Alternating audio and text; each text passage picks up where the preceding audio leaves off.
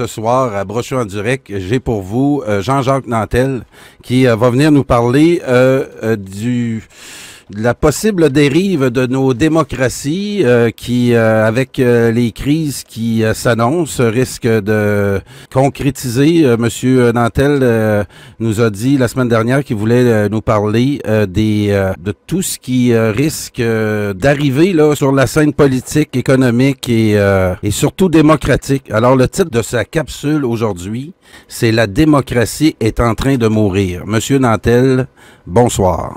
Alors, merci de m'avoir reçu aujourd'hui. Écoutez, ça fait partie, ce dont on va parler aujourd'hui, ça fait partie de l'ensemble de ce que moi je vois qui gravite autour de la crise.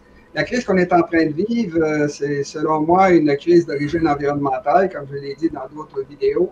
Et donc, comme c'est environnemental, ça affecte tous les aspects de notre vie. Ça a toutes sortes d'implications sur notre civilisation, nos sociétés. Alors, la première chose que j'ai à dire, qu'il faut comprendre, encore une fois, je pars du cas général et je m'en vais vers le cas particulier. Alors, écoutez, une chose qu'il faut savoir qui est très importante, la majorité des gens ne comprennent pas. Les gens voient la démocratie, la royauté, l'aristocratie, l'oligarchie, le fascisme, le communisme. Dans les faits, l'humanité n'a jamais connu qu'un seul système politique.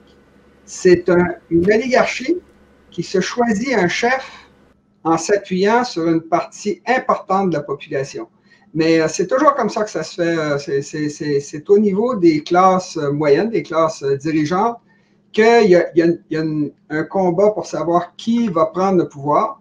Puis quand ils ont pris le pouvoir, ça peut même être avant, c'est le chef du groupe qui a gagné, qui prend le pouvoir, puis il s'appuie sur une grande partie de la population, pas forcément majoritaire.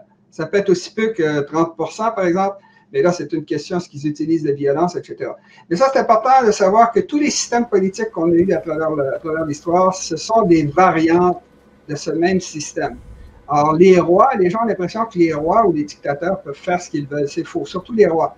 Ils sont obligés d'obéir à des coutumes, à des règles, à des ententes, au fait qu'eux ont hérité du pouvoir, mais les nobles ont également hérité de pouvoir. Ils vendent la terre avec les serfs dessus. Autrement dit, les rois n'étaient pas libres de faire ce qu'ils veulent. Quant aux dictateurs, s'ils mécontentent ceux qui les financent, s'ils les mécontentent ceux qui les appuient, qui leur ont donné le pouvoir, ben, ils se font injecter. On l'a vu dans les partis communistes, ils massacraient les opposants pour être sûr qu'ils ne leur prennent pas le pouvoir. Staline était un champion là-dedans. Bon, alors, quand on sait ça, c'est que les classes supérieures, par nature, parce qu'elles sont riches, elles sont mondialistes. Souvenez-vous, dans le temps des rois, là, ils se mariaient entre rois. Pour garder leurs privilèges. Garder leurs privilèges, puis c'était un groupe, c'était tellement vrai qu'au début de la guerre de 1914, qui a vu la mort de multiples empires, les trois principaux, le dictateur, le tsar de Russie, le chef, le roi d'Angleterre et l'empereur d'Allemagne étaient des premiers cousins. Ils descendaient tous de la reine Victoria, c'est-à-dire 2 générations avant. Alors, ils s'appelaient par leur petit nom. C'était vraiment des gens là, à tel point que je crois que c'est ça, c'est le roi d'Angleterre et le tsar de Russie, ils se ressemblaient comme deux frères jumeaux. C'était vraiment frappant. Alors, les classes supérieures sont naturellement, parce qu'ils peuvent beaucoup se promener, puis parce qu'ils sont naturellement mondialistes.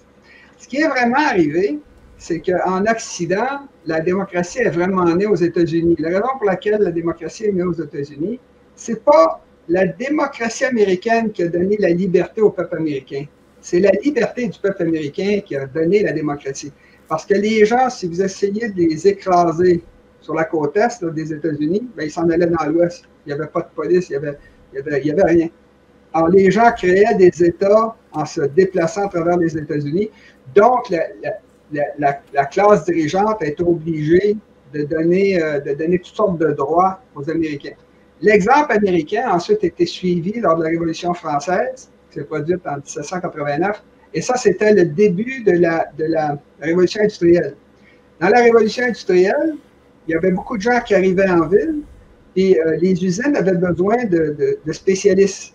par des spécialistes, des techniciens, des ingénieurs, etc., ce qui donnait du pouvoir aux classes moyennes. Et ça faisait très longtemps que ce qu'on appelle la classe mobilière, c'est-à-dire les gens qui avaient beaucoup d'argent parce qu'ils faisaient de l'industrie, étaient devenus puissants. Alors, comme ils étaient devenus puissants, ils ont voulu avoir de puissance. Ils ont copié les États-Unis, puis ils ont lancé la Révolution française. Encore une fois, c'était deux groupes, une classe supérieure, qui se battaient pour déterminer qui prendrait le pouvoir. Finalement, alors, ça a passé des rois vers des chefs nationaux. Les chefs nationaux, comme ce n'étaient pas des gens comme les rois qui se mariaient entre cousins pour éviter les guerres, bien, ça a donné des dirigeants nationaux qui défendaient leur nation, leur peuple. Mais ils restaient quand même avec des tendances mondialistes et des tendances à se marier entre eux. Mais beaucoup moins dans le cas des rois. Ce qui est arrivé récemment, on constate, c'est de ça dont je vais parler aujourd'hui, on constate une érosion de la démocratie et même le potentiel que la démocratie pourrait mourir dans les prochaines décennies parce que sa dégénérescence a déjà commencé. La raison pour laquelle la démocratie, je vais vous donner plein d'exemples de ça, a commencé à dégénérer, c'est parce que l'Occident, en donnant du pouvoir aux classes moyennes, a créé beaucoup de bien-être. Puis quand les gens s'installent dans la richesse, ils ont tendance à dégénérer. C'est naturel. Les gens essaient d'avoir le plus de plaisir qu'ils peuvent, etc. Alors, la décadence, dans toutes les civilisations, c'est vieux comme la Terre. Hein? C'est vieux comme la Terre, la décadence de Babylone, c'est dans la Bible, décadence de Capou, Sybaris, la Grèce antique, la Rome antique, quand c'est tombé, évidemment, la Chine antique, la Turquie antique. Bon, fait que les riches, quand ils s'installent trop longtemps dans la richesse, pendant plusieurs générations, ils commencent à dégénérer, c'est-à-dire ils arrêtent d'être courageux, ils arrêtent de vouloir se battre, ils travaillent de moins en moins, bon, etc. Fait que c'est une courbe, on la connaît, c'est très bien connu depuis Platon.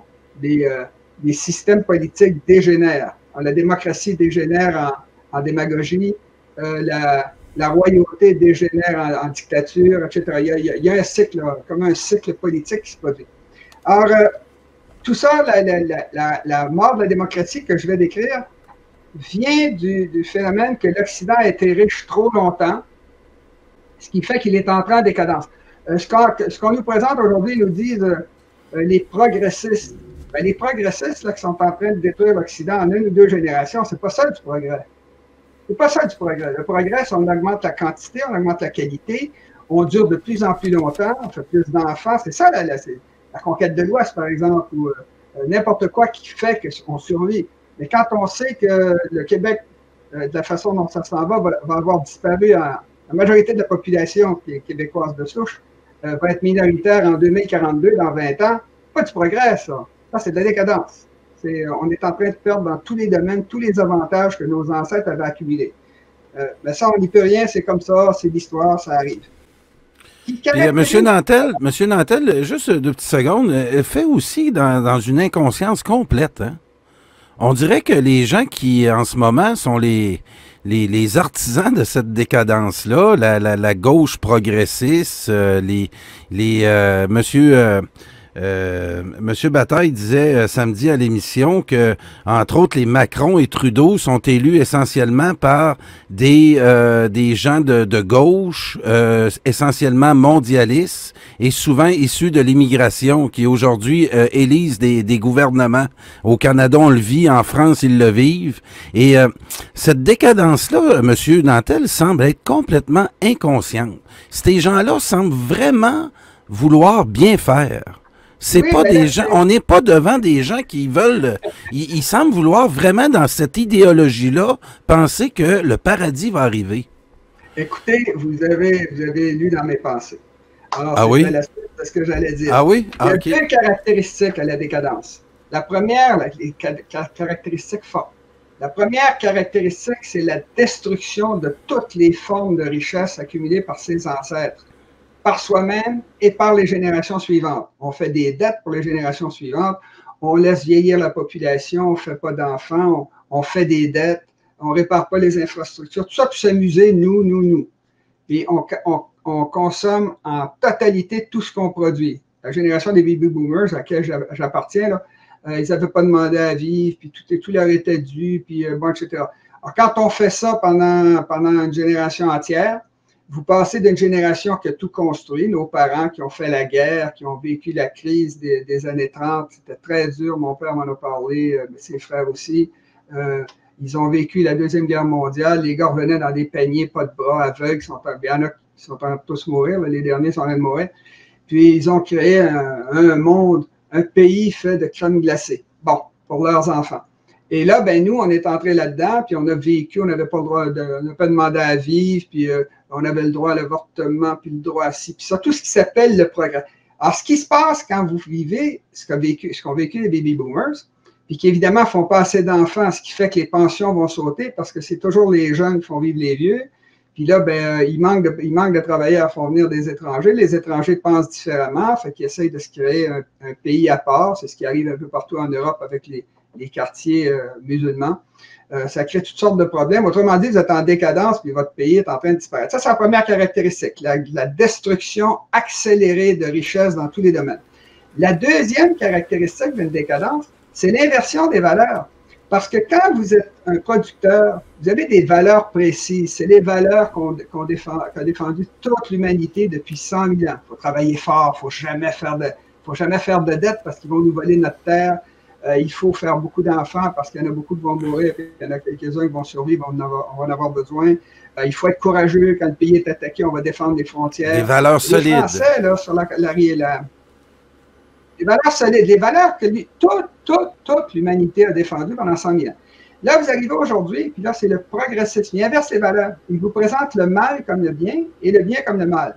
Puis ceux qui défendent les valeurs comme moi, par exemple, qui défendent les valeurs qu'a défendues toute l'humanité depuis 100 000 ans, que défend la totalité des autres civilisations, que défend encore la majorité des Occidentaux et que vont défendre tous nos descendants ou presque, ben ça, c'est de l'extrême droite, ça, c'est le mal, c'est des gens c'est des salauds, c'est des bons, c'est bon. Ça devient, à un moment donné, ça devient tellement ridicule que vous dites, écoutez, là, si vous voulez être si inclusif, fermez les prisons, puis donnez des trophées, puis des prix Nobel au tueur à gages qui a tué le plus de monde, puis celui qui a torturé le plus de monde, puis les cannibales sexuels, puis il faut être inclusif. Il y a des choses qui sont bien, il y a des choses qui sont mal. Le bien, essentiellement, c'est de produire quelque chose d'utile, que ce soit pour n'importe qui. Puis le mal, pour résumer, c'est détruire quelque chose d'utile, quelque chose qui pourrait être utile à n'importe qui, aux êtres humains, à nos ennemis, aux animaux, aux plantes. Bon. C'est assez simple, tout le monde sait ce que c'est. C'est intéressant, ça, ce que vous dites là. Mais quand vous inversez les valeurs, la raison pour laquelle ils inversent les valeurs, c'est que les valeurs de consommateurs sont diamétralement opposées aux valeurs des producteurs. Quand vous savez, moi je dis souvent ça, quand les gens parlent contre les prêtres pédophiles, c'est pas contre la pédophilie qu'ils parlent contre les prêtres. Parce que les prêtres défendent les religions, les vieilles valeurs, les valeurs. Moi, j'appelle pas ça des valeurs anciennes, j'appelle ça des valeurs éternelles. C'est que la décadence ne peut jamais durer longtemps. On le voit, là. On le voit, le Québec disparaît dans 20 ans. Dans 20 ans, ils vont enlever la loi 101, OK, tout le monde va à l'école anglaise, puis fini, on n'en parle plus. Si ça arrive, bien sûr. Alors, c'est une décadence, c'est pas du progrès, c'est de la destruction de ce que nos ancêtres ont bâti. Ils se sont battus pour défendre l'Alsace-Lorraine pendant des siècles. Ah non, on a fait rentrer tout le monde, ouvrir les frontières. Bon. Alors, c'est simplement une inversion des valeurs. Ça, c'est pour que les gens qui détruisent la richesse en le sachant, statistiques en main. Moi, j'ai vécu ça toute ma vie, là. Statistiques en main. Il n'y a pas assez d'enfants, les fonds de pension vont sauter vers 2010, ils sortent depuis longtemps. Il faut pas tout saccager la planète. C'est la planète de nos enfants, de nos petits-enfants, de nos descendants. Oh, ça, c'est pas grave. Moi, j'ai le temps de mourir avant que ça s'effondre. Bon. Alors, ils inversent les valeurs pour se sentir bien, pour pas se sentir coupable. C'est extrêmement désagréable. Ça gâche votre plaisir quand vous vous sentez coupable de détruire la planète des prochaines générations. Alors, c'est pas méchant. C'est simplement que c'est l'intérêt des gens d'inverser les valeurs et de présenter le mal comme le bien, puis le bien contre le mal. Puis tous ceux mon oncle qui s'est fait blesser 2 fois en se battant contre les nazis, aujourd'hui, ça serait un nazi. Vous êtes responsable des 6 millions de juifs. René Lévesque, qui a libéré le camp de Dachau, serait passé pour un nazi. Ben oui, vous êtes nationaliste, vous êtes comme les nazis, comme les bons. Donc, à un moment donné, on se retrouve dans une maison de fous, puis on ne s'y retrouve plus. J'ai vu un vétéran l'autre jour qui pleurait, il disait, c'est pas pour ça que je me suis battu à la Deuxième Guerre mondiale, pas pour ce qu'ils ont fait de l'Amérique. Bon. Alors, l'inversion des valeurs, elle touche exactement toute notre société. Et évidemment, les riches, les plus riches, les dirigeants, qui eux sont au pouvoir depuis souvent beaucoup de générations. Alors, ces gens-là, comme vous l'avez dit, vous avez une préscience fantastique, ils ont l'impression d'être les bons. Et ils ont l'impression que nous, on est les méchants. Ceux qui disent, non, non, il ne faut pas se divorcer pour un oui, pour un non, il faut penser aux enfants, il ne faut pas faire de dette. Ah non, non, profitez aujourd'hui, vous paierez demain. Bon, c'est toutes ces valeurs-là qu'ils défendent, donc ils ont inversé les valeurs, donc ils inversent toutes les valeurs. Puis là, à un moment donné, ça devient un affrontement entre les gens qui disent, hey, c'est moi qui ai produit cette richesse-là, c'est à moi ça. C'est mon pays ici, là. Que c'est ça faire venir des gens qui disent qu'ils vont éliminer notre mode de vie. Bon.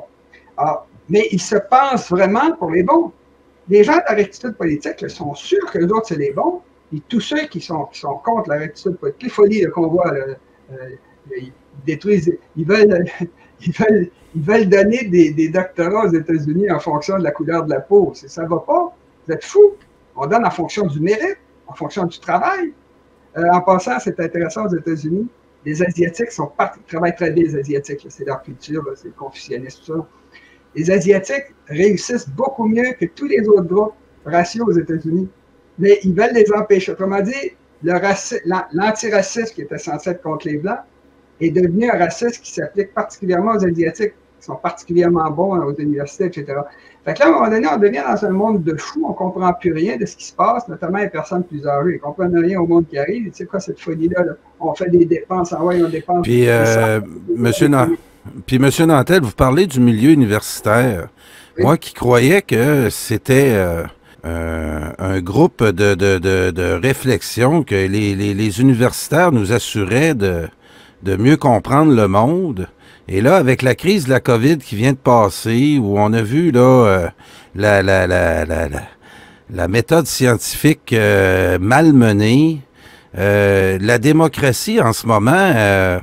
Et la prochaine victime, j'ai l'impression, ça fait longtemps, là. C'est déjà commencé, mais là, je crois qu'on va le vivre aussi au niveau financier, M. Nantel. Je vais continuer, vous allez continuer votre exposé, mais l'autre chose qu'on oublie, c'est que d'une violence énorme, là, on a endetté depuis les 2 dernières années, et ça, c'est pas juste au Canada, c'est dans la plupart des pays occidentaux, où on a dépensé, l'État a dépensé l'équivalent en 2 ans de ce qu'ils ont dépensé en 40 ans. L'endettement de ces États-là a plus que doublé en l'espace de 2 ans. Vous savez que la décadence, ça ne peut pas durer 20, 50, 100 ans, ça s'arrête. Puis M. Nantel, puis juste... Pour la raison que vous avez donnée. Puis juste au niveau financier, les réponses qu'on nous a données, moi, là, quand je dis au monde, ouais, mais savez-vous, le Canada s'est endetté de plus de 1000 milliards. Il était à 600 milliards, puis avec la COVID, là, ça l'a doublé. Les autres États, et là, on se fait répondre par des spécialistes en finance, ouais, mais c'est pas grave, parce que tous les pays font la même chose. Ben, je trouve ça grave comme réponse, M. Nantel. C'est la course à celui qui va descendre le plus rapidement possible. Écoutez, la seule chose que je veux finir là-dessus, c'est au niveau philosophique. Excusez-moi, il n'y a pas de méchanceté foncière chez les gens qui croient à la rectitude politique, ces choses-là, ce qui détruit tout. Ils sont vraiment persuadés de ça parce qu'ils ont été formés là-dedans. Puis parce que c'est leur intérêt de le croire. Les gens, là, quand c'est leur intérêt, c'est très facile pour eux. Maintenant, qu'est-ce qui se passe quand vous avez tout détruit? Quand toutes les infrastructures sont détruites, quand il n'y a plus d'argent dans le pays, quand il n'y a plus de systèmes sociaux, quand les fonds de pension disparaissent, bien là, vous avez forcément une nouvelle inversion des valeurs. Un retour, non pas aux vieilles valeurs, le catholicisme, tout ça, mais c'est le même principe. Il faut être courageux, il faut travailler fort, il faut avoir plusieurs enfants, il ne faut pas faire de dettes. Parce que la richesse a disparu. Fait que la décadence dans l'histoire a toujours existé, notamment chez les très riches. Des rois qui disparaissaient, ils faisaient des enfants, puis personne ne se reproduisait dans la famille, puis des choses comme ça. Alors, c'est un cycle historique et la décadence ne peut jamais durer longtemps. Les valeurs traditionnelles, comme ils disent, là, ça date de la fin de l'Empire romain en Occident. Ça a été jusqu'à les années 45 à peu près. C'est là que ça a commencé la décadence. Aujourd'hui, tout est dépensé. Les gens vont être obligés de revenir à des valeurs de producteurs, avec toutes sortes de variantes modernisées, probablement une nouvelle religion, une nouvelle idéologie, je ne sais pas quoi, là. Mais ça va devoir s'arriver. Mais la dernière chose que je voulais dire avec ça, c'est que les gens qui défendent la rectitude politique, ils croient vraiment qu'ils ont été touchés par le doigt de Dieu et qu'ils ont la vérité infuse, ce qui fait qu'ils cachent, ils empêchent ceux qui pensent différemment de parler. Ils jouent avec la science. Moi, là, je connais un professeur d'université, c'est très sérieux ce que je dis là. Tout ce qu'on dit, par exemple, moi je dis, il y a des choses qu'on sait de façon définitive pour l'éternité. Le cœur humain, ça sert à pomper le sang. Non, c'est pas vrai ça. Quoi? Moi je dis, la Terre, elle tourne sur elle-même, elle tourne autour du Soleil. C'est pas vrai ça. Quoi? C'est pas vrai? C'est le Soleil qui tourne autour de la Terre. Non, c'est que, puis là, il commence à jouer sur les mots, parle d'épistémologie. L'idée, c'est de ne jamais admettre qu'une vérité existe, même quand c'est évident. Le cœur humain, c'est une pompe. Ça pompe le sang. On arrête de niaiser, là. La suite des nombres premiers, elle est infinie, c'est prouvé depuis Euclide il y a 2000 ans. Ah ben non, c'est pas vrai, ça, les chiffres, parce que les mathématiques, c'est une invention humaine, c'est des hommes blancs qui ont inventé ça pour tuer les Noirs, je sais pas, ça fait bizarre, c'est très étrange. Mais ce que je veux dire, c'est qu'ils sont en train d'attaquer le fond, la valeur foncière de la science. Vous savez que l'Occident, c'est de ça dont on parle aujourd'hui, l'Occident a amené deux choses très importantes dans le monde, au reste de l'humanité, dans le patrimoine de l'humanité. La première, c'est la science. La science qui nous permet pour la première fois de l'histoire de l'humanité d'avoir une façon de découvrir la vérité. Un atome, c'est fait à 99,9% de vide. À l'intérieur, le 0,1% qui reste, c'est les protons, les neutrons et les électrons qui se promènent là-dedans. C'est prouvé, ça. C'est fini, on arrête la discussion, c'est fini. L'Amérique est séparée de l'Europe. C'est prouvé, on arrête de niaiser. Bon, non, ils vont jouer parce que l'idée, c'est de ne jamais admettre que la vérité existe. Ils ont attaqué la science dans ses fondements, notamment lors de la COVID. Et ceux qui amenaient moi, j'ai suivi Didier Raoult à Marseille. C'est un grand épidémiologiste, c'est clair qu'il sait ce qu'il dit. Et s'il avait fait des crimes en ne soignant pas les gens de la façon recommandée, il l'aurait poursuivi. Ils l'ont jamais poursuivi. Parce qu'en cours, il prouverait que ce qu'il dit, c'était vrai. Parce qu'il a sauvé des gens avec sa technique. Il le faisait taire, il menaçait, il essayait de le mettre dehors. Donc, à un moment donné, si vous vous mettez à lutter contre la science... Ah oui, attends, j'ai oublié une deuxième chose. L'Occident a amené la science et a amené le droit, la notion de droit, la notion que quand vous naissez, vous avez des droits intrinsèques parce que vous êtes né. D'où le problème avec l'avortement. Quand est-ce que c'est un être humain? Donc là, c'est toute la grande question c'est imbécile ce qu'ils font, on va recommencer avec ça. Oui, moi aussi, M. Nantel, vous voulez lever une petite parenthèse là-dessus. Là, moi, je trouve que c'est de dévier les sujets. L'avortement, moi, pour moi, c'est réglé, ça fait longtemps. Et nos médias en ce moment font ça fait 2 semaines qu'ils nous en parlent. J'ai hâte qu'ils passent à autre chose. Encore une fois, là, comme je dis à toutes les femmes, je leur dis, les femmes qui forment 52% de la population veulent de l'avortement. Que ce soit légitime ou non, c'est elles qui portent les enfants. Ben oui, quand les féministes nous disent, ton corps c'est à toi, mon corps c'est à moi. Ça, c'est un argument très fort. Bon, maintenant, la question, c'est est-ce qu'on a le droit d'avorter un enfant à 8 mois et demi? Bon, là, la question demeure. Bon, en tout cas, ça, c'est des problèmes. Ben oui. Puis... Ça ne sert à rien d'essayer d'éliminer l'avortement, c'est bête. En tout cas, ils font ce qu'ils veulent. C'est ça. Moi, en passant, ne me trompe pas. Moi, je suis classé comme ceux qui sont pour l'avortement à cause de ce que je viens de vous dire, mais ça me pionnait l'avortement. Là. C'est l'avortement comme d'une pilule qui n'a pas marché. Là. J'aime pas ça du tout. J'ai jamais aimé ça. J'aime jamais ça. Mais les femmes ont un point. Elles le veulent. Elles veulent leur liberté. Ils vont le faire en cachette. Bon, en tout cas. Mais tout ça pour en arriver à continuer finir la parenthèse. Quand vous inversez les valeurs comme ils ont fait dans la rectitude politique, vous vous attaquez à la nature même de la création de richesse. Par exemple, vous détruisez les nations. Les nations, j'ai toujours dit, les nations sont le produit de l'histoire et de la géographie. Ce sont des produits naturels. Ce sont des organismes sociaux, qui ont des millions d'habitants, qui fonctionnent sur un territoire particulier, qu'ils font produire au maximum en évitant toutes les pertes dont j'ai tout le temps parlé dans mes vidéos géopolitiques. Alors, c'est un véritable crime de détruire les nations, parce que les nations, c'est ça qui va entre autres, permettre de sauver les environnements en diminuant les gaspillages. Bon. Maintenant, quels sont les moyens utilisés pour gagner contre les peuples? Ben, ils affaiblissent les peuples par immigration massive, ce qui crée toutes sortes de problèmes extrêmement coûteux, des problèmes sociaux coûteux, des meurtres, des bombes, des gars qui passent avec des camions sur les rues pour tuer des gens volontairement. Bon. Alors, comment est-ce qu'ils réussissent, malgré ces problèmes-là, comment est-ce qu'ils réussissent à garder les populations tranquilles? Eh bien, c'est très simple, c'est en leur donnant de l'argent. Ils impriment de l'argent, puis ils leur donnent de l'argent. Puis là, les gens disent, ben là, je ne veux pas qu'ils touchent à ma pension, donc je vais accepter ça, les meurtres. Ah, absolument. Et à cause qu'ils veulent essayer de s'en tirer. Alors, c'est ce qu'ils font. Maintenant, je vais vous donner les exemples qui sont assez ça, M. Nantel, on l'a vécu beaucoup dans la COVID et on va le vivre là, pendant la crise qui s'annonce. C'est désolant de voir ça, ce que vous venez les gens qui s'opposent entre eux autres pour souvent des questions qu'ils ne maîtrisent pas. C'est ce qu'on a remarqué. Oui. Ils ont leurs intérêts à défendre, ils les défendent. Moi, je ne reproche pas aux gens de défendre leurs intérêts, je leur reproche d'avoir tort. Puis moi, ma façon de voir, j'ai une formation scientifique, je suis ingénieur. Moi, je dis, si tout le monde se contentait de la simple vérité, on s'en sortirait tous beaucoup mieux. C'est pas ça que les êtres humains font. Ils font de la politique, ils défendent leurs intérêts, puis là, ben, ils se mettent à mettre les gens en prison, les pendre dans le cas des communistes, là, ils ont tué 100 millions de personnes parce qu'ils ne pensaient pas comme eux.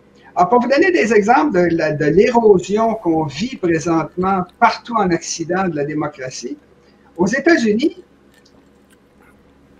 aux États-Unis, tout le monde jure de défendre la Constitution américaine. C'est assez frappant, ça. Ils ne promettent pas de défendre les États-Unis ou le président américain comme Hitler. Ils faisaient un jugement à Hitler, les Allemands. Là, bon, ils jurent de défendre la Constitution. Or, la Constitution, ce n'est pas la création de Dieu. La Constitution canadienne est au-dessus de tout ce qui se passe au Canada, au-dessus du premier ministre, des ministres, des États, des provinces, des territoires, des individus, des compagnies. Il n'y a rien qui est au-dessus de la Constitution, sauf une chose, le consentement populaire. La Constitution, ce n'est pas un acte de Dieu, ce n'est pas une Bible révélée par un prophète inspiré, c'est des êtres humains qui se sont regroupés, qui avaient un problème à régler, qui l'ont réglé entre eux et qui en ont fait la Constitution qui fait fonctionner le pays. Autrement dit, si la volonté populaire, la démocratie, décide de changer sa Constitution, elle y a droit. Alors, c'est pour ça que si, par exemple, le Québec votait oui à un référendum sur l'indépendance, mettons 52% comme le Brexit, eh bien, le Québec sortirait de la Constitution canadienne parce qu'il aurait abrogé, il aurait remplacé la Constitution canadienne par une Constitution québécoise. C'est la démocratie, c'est la majorité qui décide quelle est. Bon, c'est la seule chose qui est au-dessus. Monsieur Nantel, vous m'ouvrez la porte parce que c'est la sortie de Simon Jolin Barrette il y a 2 semaines qui nous fait espérer là-dessus, où il dit qu'on devrait présenter une constitution québécoise qui aurait prédominance sur la constitution canadienne. Comment vous trouvez cette stratégie-là? Là? Il n'a pas parlé de référendum. Vous parlez encore de référendum, mais lui n'a pas parlé de référendum. Comment vous pensez cette stratégie-là pourrait être efficace? C'est la stratégie employée Parizeau en 1995, parce que les gens n'ont peut-être pas lu le projet de loi. Parizeau, dans 1995, il disait, autrement dit, ce que disait la question de 1995, c'est on sort du Canada, on remplace la Constitution canadienne par la Constitution québécoise. Puis il y avait la Constitution québécoise, il remplaçait tous les mots. C'est pas aussi simple que ça, là, mais c'est l'idée. Oh, oui.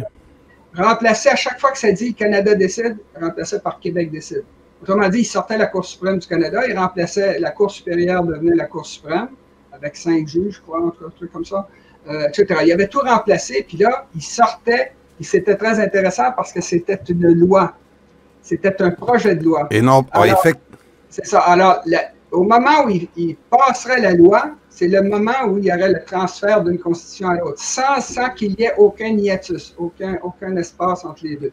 Et c'était un projet de loi, fait qu'il ne pouvait pas l'infirmer, la Cour suprême, parce que la Cour suprême a le droit d'invalider une loi, mais pas un projet de loi. Alors, quand il aurait passé le projet de loi, immédiatement, le Québec sort, à la milliseconde où ils disent le projet de loi est adopté, bing, le Québec est indépendant. Puis là, ben, si vous voulez vous opposer à ça, vous vous opposez à la loi de base de l'Occident, qui est la démocratie, la loi de la majorité. En tout cas, je vais y revenir parce qu'on s'en sort, on va tuer notre temps. Oui, allons-y. On va des exemples qui se sont produits récemment, là. Je vais vous donner les États-Unis, l'Europe et le Québec, le Canada-Québec. C'est la même chose, c'est la même gang. Aux États-Unis, comme j'ai dit, les gens jurent sur la Constitution. Puis la Constitution, ça a été créé par les pères de la Constitution qui ont divisé les pouvoirs. Ça, c'est les idées des Lumières là, de Montesquieu. Il dit, pour éviter qu'il y ait un roi qui s'installe, un dictateur, il voulait nommer Washington le roi des États-Unis. Il a dit, non, non, non, non, je vais être président. Puis au bout de 2 mandats, il a laissé tomber parce qu'il dit, sans ça, à chaque fois qu'ils vont nommer un président, il va rester à vie. Non, non, non, il se fait élire, le président. Puis ça, c'est Washington qui a exigé ça. Alors, qu'est-ce qui est arrivé? C'est que ils ont dit, pour éviter qu'il y ait des rois, un roi, c'est parce que quand un roi ou un dictateur, il essaie d'éliminer la division des pouvoirs, c'est-à-dire qu'il y a le pouvoir judiciaire, c'est-à-dire de juger des lois, il y a le pouvoir de faire les lois, puis il y a les pouvoirs de les exécuter. Ben, il fait ce qu'il veut, comme Louis XIV qui envoyait... Ben oui, puis c'est ce que le Canada est en train de faire, M. Nantel. Oui, continuez. C'est précisément ce que je veux vous dire. Ah alors, oui. C'est précisément ce qui est en train... C'est une érosion. Vous avez une idée, là, ils ont divisé les 3 pouvoirs. Ils ont dit, la Cour suprême est complètement indépendante de l'exécutif. La Cour suprême, c'est le judiciaire. Elle juge des lois qui ont été faites par le Congrès et le Sénat. Ça, c'est le côté législatif. Et vous avez l'exécutif aux États-Unis, c'est le président qui est l'exécutif au complet. Tout au complet, c'est le président, c'est tous les secrétaires d'État, ils n'ont pas besoin de se faire élire, c'est le président qui est nomme. Alors là, vous avez une complète séparation, exécutif, qui n'a pas le droit de faire les lois, il a le droit d'en proposer, il n'a pas le droit de les faire. Vous avez le législatif qui fait les lois, puis vous avez le judiciaire qui est complètement séparé, qui ne fait que juger des lois ou de l'action du président. Fait que ça, c'est très fort, parce que c'est séparé. Fait que là, vous pouvez facilement, ça s'appelle la balance des pouvoirs. En plus de ça, ils ont rajouté ce qu'ils appellent des check and balance. Il y a toutes sortes de choses qui permettent de se débarrasser d'un président qui est gaga, l'impeachment, par exemple. Il y a toutes sortes de choses qui permettent d'agir un pouvoir sur l'autre avec beaucoup, beaucoup de précautions. Bon. Alors ça, c'est ce qui est en train, il essaie présentement, en 2022, de se débarrasser de la division des pouvoirs. Aux États-Unis, ça fait longtemps que les spécialistes disent que le président a autant de pouvoir qu'il arrive à en prendre. Alors ça, c'est un gros problème. C'est l'évolution de la démocratie a fait perdre beaucoup de pouvoir aux États. Puis plus ça va, plus la Cour suprême dit que c'est l'État central qui domine les États. Là, ils viennent de l'inverser pour l'avortement. Mais on verra ce que ça va donner. À mon avis, ils perdent leur temps. Pour influencer, comme ils veulent se débarrasser de la division des pouvoirs, ils ne s'en rendent pas compte, mais c'est ça qu'ils sont en train de faire. Là, il y a un phénomène qui commence à se produire aux États-Unis. Les gens vont faire des manifestations. Il y a 9 juges de la Cour suprême aux États-Unis. Ils font des manifestations devant la maison où les juges de la Cour suprême dorment avec leurs enfants. Ça s'appelle du terrorisme. C'est faire peur aux juges pour pas qu'ils fassent un travail indépendant comme veut la séparation des pouvoirs. Là, ils ont envoyé une partie de l'armée pour protéger les 9 maisons. Mais ils peuvent attaquer les enfants dans la cour d'école, parce qu'ils veulent l'avortement. Bon. Et je veux dire, vous êtes en train de détruire la division des pouvoirs. C'est très important de protéger ça, sinon vous tombez d'une dictature. C'est très grave. Vous avez également, là, les gens le disent carrément, si la Cour suprême ne veut pas accepter l'avortement, on va abolir la Cour suprême. On commence à parler de ça aux États-Unis. Vous abolissez la Cour suprême, faites sauter la séparation des pouvoirs. Autrement dit, vous êtes d'accord tant qu'ils sont d'accord avec vous. Même si les autres vont gagner, ça marche pas. Oui, mais là, vous en allez vers une guerre civile, c'est très, très dangereux. Or, ça se produit présentement. Il s'est passé quelque chose dans le temps de Trump. Trump, le président américain, c'est l'exécutif, il est le chef des armées aux États-Unis. Là, ça n'a rien à voir, Trump. D'ailleurs, c'est l'erreur que les gens font. J'aime pas Trump, donc c'est correct qu'il le fasse. Non, non, non, c'est très dangereux. Il est le président élu par la majorité de la population, qui est l'idée de base du système américain. Eh bien, les chefs du Pentagone ont dit, s'ils donnaient l'ordre d'utiliser les bombes atomiques, ou même de faire quelque chose du genre, on n'oublierait pas. Oups! Qui donne les ordres, là, avec le piton atomique? Il est où? C'est qui? C'est pas le président? Est-ce que c'est un général qu'on ne connaît pas, Matisse ou n'importe qui? Bon, ça, c'est d'une extrême gravité. Là, il ne respecte plus l'exécutif.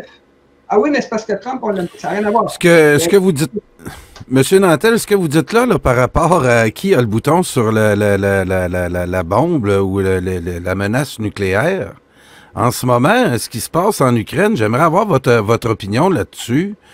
On sait maintenant que la Russie a développé des armes qui peuvent se rendre sur le territoire américain, ce qu'on n'avait pas il y a 4-5 ans. Et vous qui faites de la géopolitique, croyez-vous que les Américains, qui va contrôler ça si il y a une intervention de la Russie sur un des territoires de l'OTAN actuellement? Les États-Unis tomberaient automatiquement en guerre. Et là, c'est vraiment deux puissances nucléaires qui s'affrontent. Savez-vous Oui. pourquoi De Gaulle a quitté l'OTAN? Il disait, c'est pas vrai que les Américains vont faire détruire New York et Washington pour sauver Paris du communisme. C'est de la foutaise. Le gars qui a le doigt sur le piton ne pèsera pas sur le piton. La bombe atomique, je répète, c'est une arme défensive, c'est pas une arme offensive. Vous avez fait une prémisse tantôt, les Russes ont une arme pour atteindre. C'est depuis l'invention des bombes atomiques, excusez-moi, depuis 1949, quand les Russes se sont procurés les bombes atomiques. En fait, c'était, on n'est pas protégé, vous n'êtes pas protégé, puis on va s'entre-détruire, fait qu'on s'entre-détruira pas. Et c'était ce qu'on appelait the Mad Doctrine. C'était Mutual Assured Destruction, la destruction mutuelle assurée si quelqu'un se passe sur le piton. Alors, ça ne s'est pas produit. Il n'y en a pas eu de guerre nucléaire parce que la bombe atomique, ça prend 40 ans pour arriver à président de l'URSS ou président américain. Et pour un coup, à cause de l'Ukraine, on va sauter tout le monde, on va tuer ses enfants, détruire. Ben non, c'est une arme défensive. Puis ce qui a fait que les Américains et les Russes ont décidé de détruire des milliers de bombes atomiques, c'est qu'ils se sont rendus compte qu'il y avait assez de bombes pour détruire 10 fois la planète Terre. Fait qu'on dit, OK, c'est des niaiseries, on gaspille notre argent, surtout les Russes. Alors, ils ont arrêté la prolifération nucléaire. Le problème, c'est que depuis, le savoir, ça se diffuse, puis là, il y a 9 puissances officielles qui ont officiellement la bombe atomique sur la planète, dont une qui est contrôlée par un capoté là, en Corée du Nord. C'est ça le danger, c'est les terroristes avec la bombe atomique. La bombe atomique ne sera pas utilisée en premier par un État, sauf si l'État perd une guerre, Israël par exemple. Si Israël vivait une invasion complète du territoire, non, ça c'est sûr qu'il l'utiliserait par fond de train, puis il y en a des centaines de bombes atomiques. Apparemment, il y aurait 4 sous-marins nucléaires à Israël.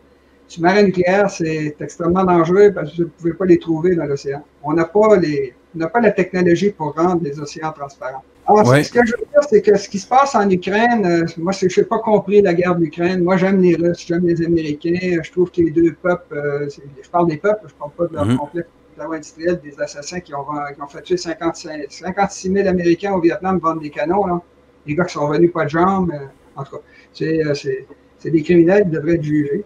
Ceux qui ont bombardé Hiroshima devraient être jugés. Ceux qui ont bombardé Dresde en Allemagne, on a gagné la guerre, puis ça passe maintenant. On ne peut pas faire ça. On ne peut pas bombarder et tuer des civils volontairement en visant les civils. C'était des crimes contre l'humanité. En tout cas, pour finir ce que je disais sur les États-Unis, ils ont fait quelque chose de très grave dans le cas de Trump, encore une fois, que la population a laissé faire. Ils n'ont pas dit grand-chose, surtout pas les médias. C'est qu'ils ont saisi les dossiers d'un des avocats de Trump, qui s'appelle Rudy Giuliani. Ça, là, c'est le secret de l'avocat. Ça, c'est en démocratie, c'est d'une extrême importance. Parce que si vous voulez être bien défendu, vous avez commis un crime, vous avez tué, je ne sais pas, moi, vous avez tué 2 gars. Bon.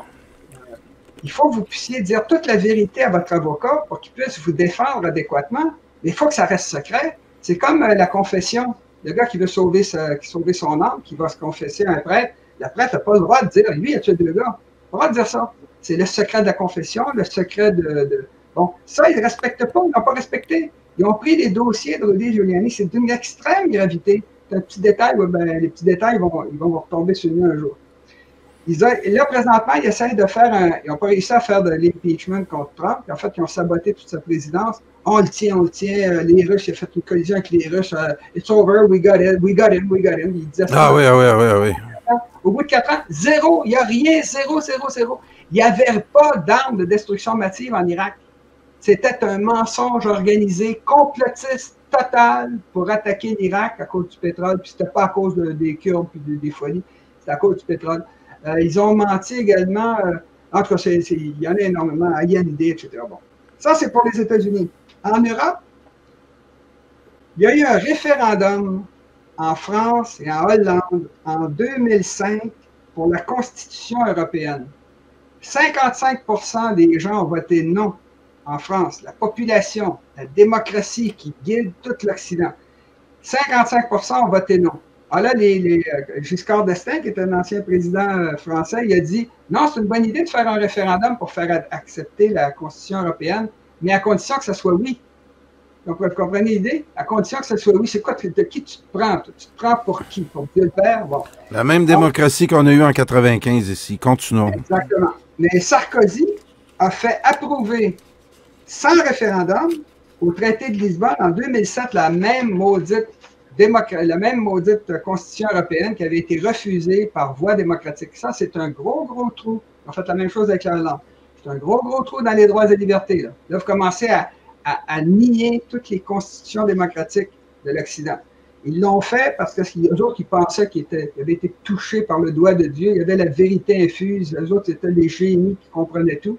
Puis le peuple ne comprenait rien. Alors, ils l'ont.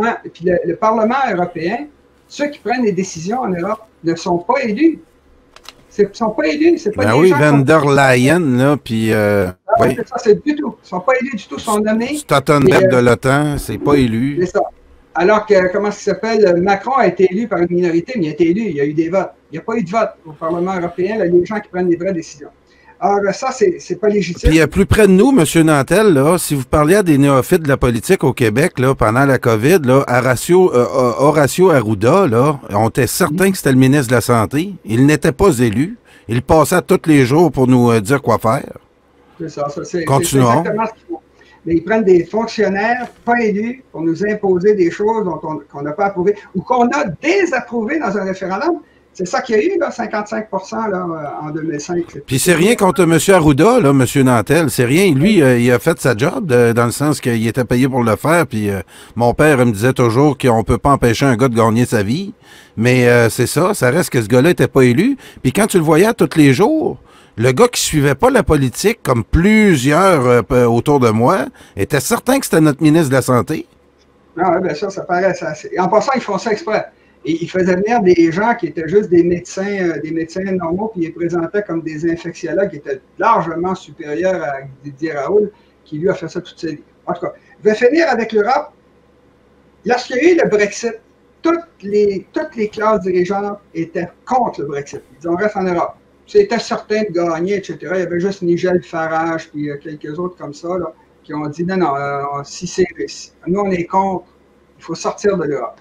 Le Brexit a gagné à 52%. Puis là, ils ont dit, ils ont fait comme Jean Chrétien, le petit politicien là, québécois, là, qui disait, si on avait gagné en 95, lui, il aurait fait un référendum de correction. Un référendum de correction, c'est lui, il a été touché par le doigt de Dieu, lui, la vérité. Fait qu'on on va corriger ça. Puis qu'est-ce qui se passe? C'est encore oui, mais on va en faire un deuxième, un troisième, un quatrième, parce que c'est pas bon, c'est nous qui avons la vérité. Bon. Plus de démocratie, plus de discussion, plus de bon. Alors, en Europe, c'est le peuple qui a dit non, faites pas de référendum de correction. Si vous faites un référendum de correction, on va voter à 60% oui.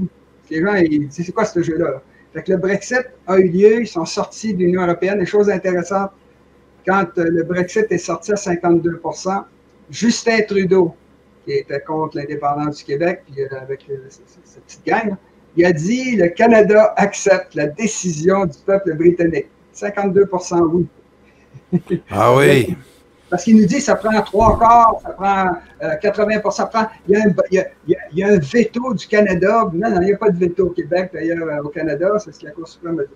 Mais c'est des gens qui ne respectent pas, ils se prennent pour d'autres, puis ils espèrent d'imposer leur vue, c'est eux qui le savent. Comme je dis, ils ont été touchés par le doigt de Dieu. Bon, c'est n'importe qui, c'est n'importe qui, littéralement. Ils ont empêché un deuxième référendum en Catalogne parce qu'ils savaient qu'elle allait perdre. Ils ont envoyé l'armée, ils ont fait toutes sortes de trucs pour empêcher qu'un référendum en bonne et due forme, comme celui qu'on a tenu au Québec, soit tenu. Puis ils voulaient empêcher celui pour la sortie de l'Écosse, du Royaume-Uni. Là, la dirigeante de l'Écosse a dit on va en faire un référendum. Donc là, on va voir ce qui va se passer avec ça. Est-ce qu'ils vont envoyer l'armée pour l'empêcher? Dernière chose qu'ils essayent de faire en Europe, ils essayent d'imposer un passeport vaccinal. On entend parler de ça un peu partout en Amérique du Nord, mais c'est dans le but, évidemment, de forcer les gens à faire ce qu'ils ne veulent pas faire. Maintenant, le Canada-Québec, on a fait une digression là-dessus. Nous, on subit une énorme influence des États-Unis. Quand les États-Unis parlent contre la Cour suprême, puis là, ils commencent à parler au Canada, qu'est-ce qu'on va faire pour se défendre? La Cour suprême américaine n'a rien à voir au Canada. Bon, alors maintenant, on est tellement influencés. Ils font à la télévision, vous voyez les annonces, on dirait que les Noirs au Québec sont 40 de la population, parce qu'ils montrent une population qui remplace une autre. C'est pas ce qu'on voit dans les rues. Et ça, c'est l'influence américaine. Les Américains, là, parce qu'il y a un changement démographique important aux États-Unis, ils essaient de faire comme si le Québec, il y avait 40 de Noirs, puis 20 de... Ah oui, c'est quand on regarde la télé, là, c'est épouvantable. C'est gentil pour intégrer les... Mais pas quand ils donnent l'impression qu'ils sont majoritaires puis ils vont nous remplacer. Ça, c'est désagréable en passant. Alors, on est un peuple, on a le droit d'exister. On a le droit d'exister. Le droit. C'est un droit. Personne n'a le droit de nous détruire. Ben, c'est pas admis parce qu'il faut être moderne puis être au... C'est ça que je vous dis, la démocratie, là, l'idée de détruire le peuple québécois date de 262 ans. Ils ne s'excusent jamais pour ça. Ils écrivent ça dans des rapports. Ils parlent de... Anne Francis écrit des lettres dans les journaux, dans des magazines, dans des livres, à la télévision, à la radio. C'est bien ça, c'est bien de détruire un peuple. Non, c'est un crime contre l'humanité, tel que défini par l'ONU. Monsieur Nantel, quand je les entends appuyer le nationalisme en Ukraine, toute cette gang-là, en ce moment, puis qui ont osé nous traiter ici d'extrémistes, le nationaliste est méchant. Quand je regarde Freeland au Canada, là, puis ça c'est beau, le nationalisme en Ukraine c'est beau, puis ils ont interdit la langue russe dans certaines régions très russophones, ça c'est beau. Hey, mais ici la loi 101, hey, ça là c'est des nazis, ça c'est épouvantable. Je suis écœuré de ce double message là de l'Occident anglo-saxon. Vous et moi on le dit, mais les chefs indépendantistes ne le disent pas. Et Legault, encore moins, il dit qu'il n'est pas indépendantiste. Tout le monde a des doutes, enfin, on verra. Mais c'est le PQ, c'est le Bloc, c'est Québec solidaire qui devrait défendre la supériorité morale des Québécois qui n'ont presque rien fait dans leur histoire. On n'a pas tiré un coup de feu pour s'installer à Québec, on n'a jamais massacré les Autochtones. On a créé des alliances. On a créé des alliances, on a sauvé un génocide fait par les Iroquois contre les Hurons, les Abénaquis qui vivent au Québec. Le territoire... On s'est métissé. On s'est métissé, on respecte les immigrants. C'est des conneries, mais ce sont nos chefs qui sont responsables. Parce qu'ils servent l'indépendance se faire élire au lieu de se faire élire pour faire l'indépendance. L'important, c'est de battre Couillard. Ça, c'est le premier mandat. Le deuxième mandat, troisième, cinquième, 15e, peut-être qu'on va parler d'indépendance. Se faire élire. Oui, mais avant, M. Nantel, il faut régler la question climatique. C'est bien plus important. N'importe quoi sauf ça. En passant, ça va revenir. Moi, j'ai déjà dit, je le répète, pour régler le problème du chemin Roxham qui est ouvert là, dans un but de mal faire rentrer des gens qui pourraient rentrer par la colle, comme n'importe qui, comme vous et moi, avec des policiers. Ouf. Ils ont fermé Roxham pendant la COVID, puis là, ils le réouvrent. Pourquoi qu'ils le réouvrent? C'est pour surcharger nos systèmes sociaux dans le but de faire disparaître le peuple québécois, le vieux rêve. Monsieur Nantel, cette année, on se dirige sur le 125 000 nouveaux arrivants. Au Québec. On parlait de 75 000. Roxham, en ce moment, roule à plein régime. À plein régime. Là, on va voir ce qui va arriver avec ça, mais vous savez, la crise qui s'en vient, là, ça va tout bloquer. C'est comme la COVID. Pour d'autres raisons, il va falloir faire... Monsieur Nantel, vous dites ça, mais il y en a d'autres qui disent complètement le contraire, mais je vais observer. Je vais observer. Écoutez, c'est pas les autres qui disent le contraire, c'est tout le monde qui dit le contraire. Moi, je vous ai donné les raisons qui fait que le Québec est à 82 québécois de souche en 95. Hey, ils sont en train d'inventer des crises alimentaires, M. Nantel. L'Ukraine fournit tout maintenant. Elle fournissait le blé, le ketchup, la moutarde. Là, tout vient de l'Ukraine. Là, il va y avoir des famines, ça va être épouvantable. La solution. Puis là, ils vont s'en venir ici. Ils accueillent des Ukrainiens. Là, à cette heure au Québec, là, chaque ville va accueillir sa famille ukrainienne. Puis on est parti, là. Ouais, moi, j'ai l'impression, j'espère que vous avez raison. Bien, on verra. Moi, c'est mon analyse, mais mon analyse est basée sur des faits historiques indéniables. C'est tous les immigrants qui étaient venus ici, étaient restés, on serait 30 millions, puis on n'existerait plus comme peuple. C'est pas arrivé, on était à 82 en 95, c'est parce que les immigrants foutent le camp. Ils viennent pas au Québec, ils viennent en Amérique du Nord. Puis ça, on verra, vous verrez. Écoutez, il y a des choses que la solution au chemin Roxham, si Legault veut sauver des millions, c'est de fournir 20 autobus par jour. Il y a 800 personnes qui rentrent par jour. 20 autobus à 40, ça fait 800. Puis ils disent à ces gens-là, il suffit de leur donner les informations, on va vous amener dans la deuxième province la plus riche du Canada au lieu de rester dans la plus pauvre. Puis ils les amènent à Ottawa avec une carte, allez là à tel endroit, puis allez demander le droit de passer. Ils vont trouver ça moins drôle. Leur folie illégale. Oui, mais M. Nantel, même si vous faites ça, ils peuvent revenir 2 semaines après puis faire une demande au Québec. Le problème aussi, c'est nos programmes sociaux, c'est l'accueil. Les Canadiens français, les Français qui arrivaient ici, ils arrivaient avec une boîte, avec 2-3 draps, puis quelques éléments de coutellerie. J'ai vu ça dans une maison dédiée aux filles du roi, puis ils montrent les filles du roi avec quoi ils arrivaient ici en Amérique. Puis aujourd'hui, là, eux autres, ils arrivent avec... excusez, je veux pas stigmatiser personne, M. Nantel, mais on m'a donné un cas au Portugal. Il paraît qu'au Portugal, ils n'ont pas de problème d'immigration. Parce qu'il n'y a pas de programmes sociaux pour les nouveaux arrivants. Exactement, d'accord, évidemment. Puis en passant, c'est ce qui va arriver au Québec. Puis ils payent avec mes impôts. Ils sont en train le Canada est en train de passer pour le pays le plus généreux au monde aux yeux de ces gens-là avec mes impôts, puis j'ai pas un crise de mots à dire. Excusez, ça me fâche. Dans la crise qui s'en vient, tout ça, ça va sauter. Ça peut pas J'espère que vous avez raison. J'espère. Je préférerais pas avoir raison puis devenir pauvre, mais c'est ça qui va arriver. Écoutez, pour finir avec ce qui se fait au Canada, ils ont volé l'argent des combattants de la liberté là, qui ont été à Ottawa. Là. À l'époque où c'était légal. Pas quand c'était illégal, c'était légal. Ils ont volé l'argent. Comment retourner cet argent-là à coût de 5$ puis 20$? Ils ont fermé les comptes de gens qui ont donné de l'argent pour une manifestation légale. On pourra faire ça. Il y a une constitution, il y a des lois. Ils n'ont pas passé par un juge, ils ont simplement passé la loi. Et une autre affaire qu'ils ont fait, Trudeau, il n'a pas réussi à avoir son gouvernement majoritaire. Il a fait une entente avec le NPD. C'est pas ça que la population a voté. La population a voté pour que c'est le NPD. Jack Missing, puis ça, c'est l'autre affaire, là, M. Nantel. On est équipé vraiment de dirigeants en culotte courte. On a comme ministre des Affaires étrangères Mélanie Joly, Chrystia Freeland, vice-première ministre, Justin Trudeau. Hey, nommez-les toutes, là, puis tu dis, en Occident, en ce moment, on est pogné avec des totos. C'est très inquiétant de voir ça en ce moment. C'est des gens sans expérience qui sont dirigés par des gens qui leur donnent des idées, mais qu'ils ne maîtrisent pas. Vous savez, quand il y a une grande crise internationale, 1929-1945, vous avez chaque pays a produit un homme de qualité. Là. Que ce soit Tito, que ce soit même Hitler, Mussolini, comment est-ce qu'il s'appelle, Tito, je l'ai nommé, Staline, quoique Staline, il a mal défendu son pays, mais ça, il a rien pareil. Vous avez eu Mackenzie King, c'est mis de niveau au Québec. Mais Roosevelt, alors, chaque pays a produit des hommes de valeur, Ho Chi Minh, etc. C'est toutes des suites de la Deuxième Guerre mondiale.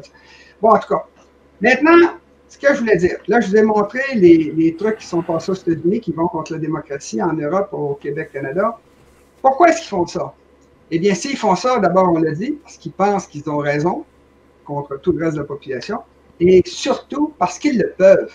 Ils le font parce qu'ils le peuvent. Ils ont le pouvoir de le faire.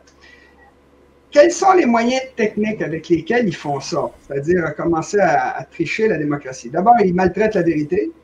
Ils bloquent les droits de parole sur Internet, parce que l'Internet, c'est révolutionnaire. Ça a fait élire Trump. Ils l'ont coupé. Ils ont coupé 70 000 de ceux qui pensaient comme lui, sans débat.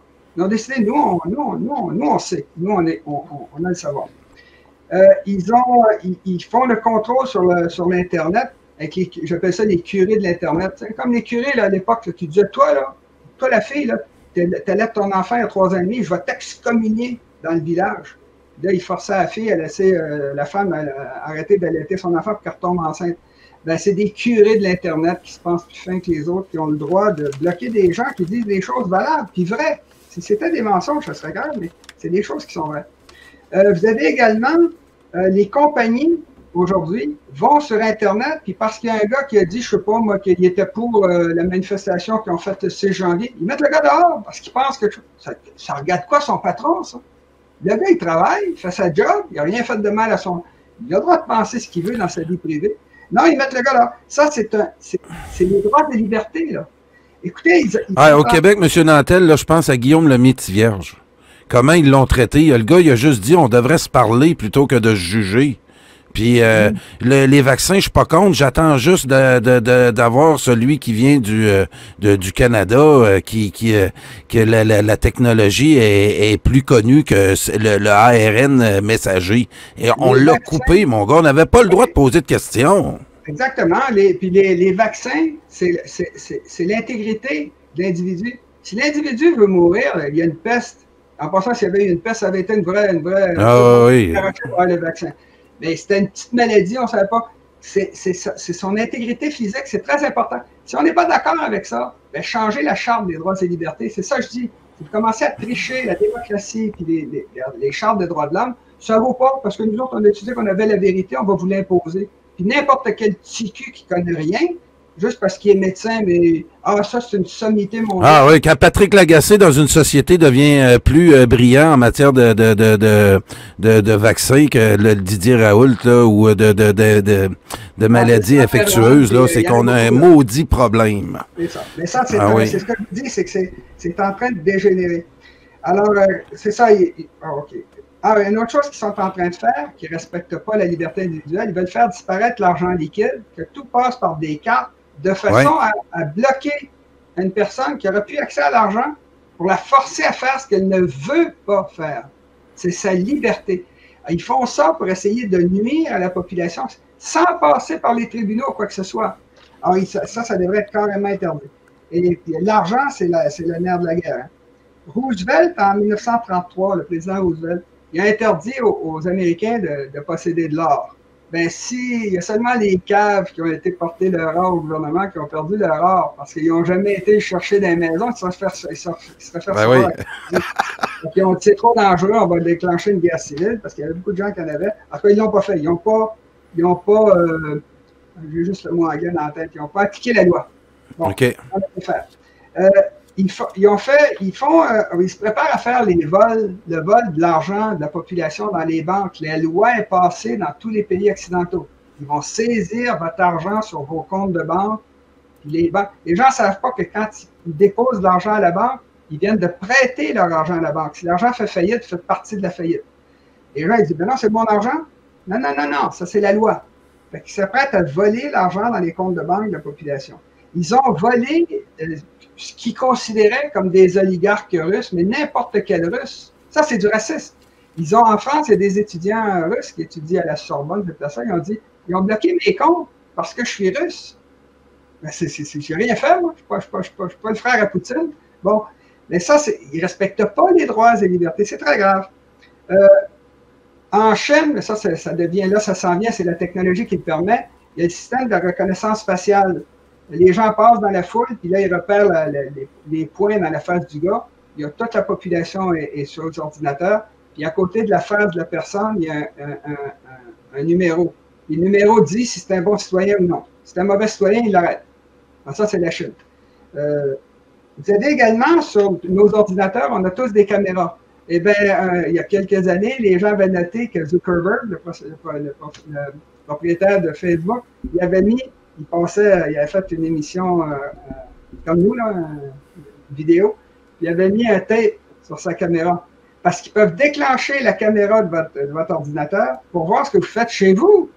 C'est votre vie privée. Si vous trompez votre femme, en fait, il y a également un micro sur les ordinateurs. Ils peuvent s'en servir de loin. Ils peuvent rentrer dans votre ordinateur et écouter ce que vous dites à votre femme pendant que vous baisez. C'est quelque chose d'une gravité extrême. Puis ça existe, la technologie existe. Vous avez également votre cellulaire. Votre cellulaire retient partout où vous avez été. Chez votre maîtresse, chez votre banquier avec qui vous avez fait une fraude, ou je ne sais pas. C'est votre vie privée. Vous avez fait il y a une façon de faire arrêter quelqu'un qui fait des crimes, mais pas de le suivre dans son lit, puis d'aller à la toilette, puis de l'entendre uriner. C'est la vie privée dans ce qu'il y a de plus sacré. Il ne respecte plus ça, parce que votre cellulaire donne une caméra, un micro, puis une localisation de tout ce que vous avez fait. Bon. Vous avez également, là, c'est en train d'être développé, ils sont en train de développer des puces qu'ils vont mettre dans le cerveau des gens ou dans les bras des gens pour les repérer, pour payer leur compte, pour faire un appel téléphonique. Mais le résultat de tout ça, c'est que c'est extrêmement dangereux pour vos droits et libertés. Ça peut être utile pour des quadraplégiques qui vont ouvrir les lumières, qui vont pouvoir se promener, même s'ils n'ont plus le contrôle de leur corps. Ça, c'est merveilleux, mais pas pour tout le monde. S'ils font ça pour tout le monde, c'est pour contrôler la population. Puis là, la démocratie, vous pouvez l'arrêter avec le doigt sur un bouton. Vous privez les gens de leur argent, ben là, automatiquement, ils crèvent de faim, ils sont obligés d'obéir. C'est une extrême gravité. Maintenant, je finis avec ça. Qu'est-ce qui va les empêcher de le faire? La dégénérescence dont on parle, là, qui nous enfonce, qui fait que l'Occident va avoir disparu comme civilisation d'ici 2 générations au maximum, là, pour remplir du monde de tous côtés. Vous me direz pas que c'est le peuple? C'est pas le peuple qui fait ça. Le peuple, il subit, puis le peuple ne comprend pas. Non, mais c'est pas le peuple, parce que là, les gens disent le peuple, unissons-nous, et c'est pas de même que ça se passe. Ouais. Mais c'est ce que je vous disais, ils ont inversé les valeurs pour justifier ce qu'ils font, en sachant que c'est pas acceptable pour leurs ancêtres ou pour leurs descendants. Ils savent ce qu'ils sont en train de faire, mais ils se justifient avec des valeurs d'humanisme, d'intégration, comment est-ce qu'ils appellent ça, d'ouverture. En fait, tous des beaux mots, ils sont creusés à la tête pour présenter le mal comme le bien comme le mal. Le bien, c'est de créer quelque chose d'utile. Le mal, c'est de détruire quelque chose d'utile. La civilisation occidentale a certainement fait la preuve de son utilité. Maintenant, comment est-ce que ça va être arrêté? C'est par la crise. Comme je vous l'ai dit, vous ne pouvez pas rester dans la décadence, manger de la crème glacée, puis devenir 400 livres, puis continuer de vous bourrer en pizza quand il y a une crise. La pizza, elle monte à 1000 $, la pizza, fait que là, tout se rentre dans une optique de production. C'est pour ça que je ne crois pas à la disparition. Je ne crois pas à la disparition de l'Occident comme tel, parce qu'on est trop résilient, mais il faut que toute cette folie-là, là, qu'on redevienne avec des valeurs de production. Puis c'est inévitable. C'est pas moi qui décide ça en passant. Pas le gros méchant qui dirige le monde, je ne suis pas Dieu le Père. C'est des valeurs historiques basées sur la science, sur des réalités physiques observables, bien identifiées et documentées. Maintenant, quand la crise va se produire, quelle va être la réaction de la population qui continue d'aller travailler tous les jours, qui continue d'avoir 2 enfants, qui continue de vivre une vie normale de producteurs, parce qu'ils sont obligés, c'est trop difficile, c'est pas tous des millionnaires. Alors la réaction, évidemment, ça va être des révoltes, des révolutions, et si nécessaire, l'appel à un dictateur. Si nécessaire. La population fait ça. Quand la population se sent complètement désarmée, qu'elle souffre, puis qu'elle voit que ses dirigeants luttent contre ses intérêts, ben, elle est choquée. C'est ça qui est arrivé à la Révolution française, c'est ça qui est arrivé à toutes les révolutions. Des fois, c'est une révolution comme la Révolution russe. La Révolution russe qui est arrivée, c'est qu'ils sont tombés dans un état de... Personne ne savait plus quoi faire. Même le tsar, alors ça s'est effondré, simplement effondré, ça ne pouvait plus marcher. Puis les Russes, ben là, ils ont recommencé à travailler, mais là, c'était sous le fouet, là, en fait, c'était du communisme. Mais dans la Révolution française, en partant, ça n'a pas été beaucoup mieux. Moi, je m'attends à ce qu'il y ait des guerres civiles un peu partout en Occident. Parce que là, la pression augmente trop sur la population d'origine. Les gens vont finir par réagir. Quand il y a un gars qui monte sur le trottoir avec un camion pour écraser le plus de gens possible, à un moment donné, vous pouvez faire ça 1 fois, 10 fois, 100 fois, 1000 fois, à un moment donné, ça pète. Moi, je m'attends à ce qu'il y ait des guerres civiles. Et aux États-Unis, ça sent ça. En France, ça sent ça. Au Canada, non. Mais aux États-Unis, en France, c'est très clair. Les Suédois disent que c'est devenu invivable dans certains quartiers en Suède. On verra ce qui va arriver. Et quand on fait une révolution, une guerre civile, ça se finit habituellement par quelqu'un de plus fort qui tire dans la foule à coups de canon. En passant à n'importe quelle foule, parce que n'importe qui peut gagner une guerre civile. Votre côté ou le côté opposé. L'idée, c'est qui c'est qui tire le plus, qui c'est qui réussit à convaincre le plus de gens. Mais celui qui prend le pouvoir, pour rester au pouvoir, il est obligé de revenir à une mentalité de production. Sinon, ben, ça continue, puis il continue de s'entretuer. La première chose que fait un révolutionnaire qui prend le pouvoir, c'est essayer de s'entendre avec les élites en place pour dire qu'est-ce que vous voulez là, pour qu'on stabilise tout. Parce que nous autres, on veut arrêter ça, on veut rester au pouvoir. Fait que là, ils s'entendent avec, évidemment, les élites. Quand l'URSS s'est effondré, ce sont les anciens chefs communistes qui ont acheté les grosses compagnies. Ils mettent en vente 3 croutons de pain. Les milliardaires aujourd'hui en Russie, c'est d'anciens oligarques russes. Bon. Alors, les guerres civiles, c'est fini par des militaires et ça donne le pouvoir à un dictateur qui peut se faire tuer par un autre dans sa gang. Mais ça, c'est pas important. On peut en tuer beaucoup des dictateurs. Quand la dictature est en place, il se passe la chose suivante. La population la met en place pour régler un problème. Par exemple, fermer les frontières. OK, tu fermes les frontières. Il n'y aura personne qui rentre aux États-Unis ou personne qui rentre en France ou en Turquie. C'est fini. Alors, tu vas tirer sur le monde. Bon, là, la population dit, bon, là, il a réglé le problème. Ou comme Hitler a pris le pouvoir, il a dit, je vais régler le problème économique. Il a réglé le problème économique. Ah, c'est le fun. Ah, ben, ils ont appuyé Hitler. Là, Hitler, il n'a pas arrêté de gagner. Gagnait, jusqu'à ce qu'il se lance contre la Russie. Puis là, ben, ça a été la catastrophe. Là, les Allemands ont tout de suite su, c'est très, très dangereux ce qu'il fait là. Mais il était trop tard, il est au pouvoir. Fait que le dictateur il règle le problème, vous voulez qu'il règle. OK, relance l'économie. Hitler, il a fait bâtir des routes, il a mis tout le monde au travail. L'Allemagne a retrouvé, il a commencé à canceller tous les items du traité de Versailles. Il attaquait le pays, il donnait les pays. Ils ont donné la Rhénanie, ils ont donné l'Autriche, ils ont donné la Tchécoslovaquie, puis après, ben, il a attaqué la Pologne. Ben là, on va tous se battre. Bon, puis ça a fait la Deuxième Guerre mondiale, 50 millions de morts. C'était-tu utile, Hitler? Non. Mais quand ils ont voté pour Hitler, les Allemands, ils voulaient régler le problème. C'était devenu fou, l'hyperinflation. Les Allemands étaient écrasés, étaient méprisés. Les Français se promenaient en Rhénanie, ils donnaient des claques au monde parce qu'ils n'enlevaient pas leur chapeau. Les Allemands ont été ulcérés parce que les Allemands avaient fini la Première Guerre mondiale par un armistice. Ils sont rentrés en Allemagne, la fleur au fusil. Là. C'est pas les Français qui les ont désarmés. Puis après, ben là, ils les ont écrasés. Fait que là, les Allemands ont voté pour Hitler. Ah, ben, il a bien réussi, Hitler. Puis là, ben, quand il a eu fini de faire ce que la population voulait qu'il fasse, il a fait ce que lui voulait faire. Il a fait tuer 10 millions d'Allemands, 50 millions d'Européens. Alors, c'est ça le problème avec la dictature, et c'est ça le problème auquel on risque de faire face si nos dirigeants ne se remettent pas sur leurs pieds par eux-mêmes. Et malheureusement, je ne crois pas qu'ils vont le faire, parce qu'ils laissent tout aller à volo. Comme vous l'avez dit, ils ont fait des dettes sans se foutre de tout. Tout ce qu'ils veulent, c'est se faire élire la prochaine élection dans 4 ans. Alors, c'est le problème. Alors, c'est pour ça que je dis que notre démocratie est en danger de disparaître ou d'être méchamment modifiée. Monsieur Nantel, c'était cette capsule qui s'intitulait « La démocratie est en train de mourir ».